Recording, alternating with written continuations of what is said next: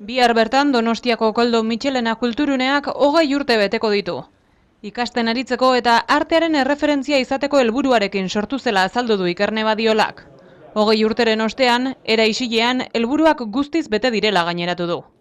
Batzuentzat, arte garaikidera hurbiltzeko ezinbesteko gunea da Koldo Mitxelena kulturunea. Beste batzuk, ingelesen puntualitatearekin egoten dira ateak noiz zabalduko, ikasi, egunkariak irakurri, edo liburutegian dauden 350.000 dokumentuei esker euren ikerketetan aurrera egiteko. Erabiltzaile ugarirekin beraz, ildo beretik jarraitzeko asmoz, urte hurrenean 3 erronka nagusi zehaztu dituzte. Lehenengoa, kulturunea Euskal Herriko komikigintzan erreferentzia gune bilakatzea.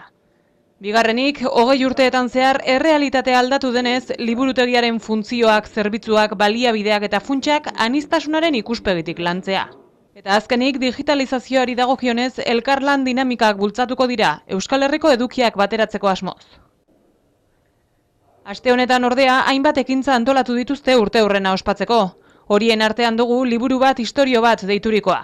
Kulturunearen erabiltzaileen parte hartzea eskatu dute horretarako. Beraien liburu importante edo nagusiak zeintzuk izan diran galdetzearekin batera, nolabait egingo dugu Gipuzkoarron, Koldo Mitxelenako erabiltzaileon liburutegi, imaginarioa ez reala izango da, denbora bat iraungo duena, baina nolabait, bakoitzak esan dezala zein izan dan bera markatu duen liburu hori, eta aldan heinean noski, hemen ezpalego ekarri ere egingo dugu gerora begira hemen egon dadin.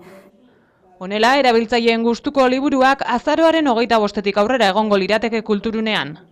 Amaitzeko, aste honetan zehar egingo diren bestelako ekimenen berri eman dute ere.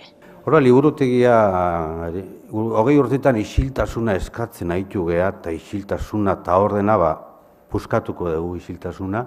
Bihar bertan, arratsaldean dantzaz konpainia kaleko ikuskizuna eskainiko du. Asteazkenean ordea, Kukai dantza taldea izango da. Musika, antzerkia, poesia errezitaldia, ez da ezer faltako azaroaren 13 bitarte.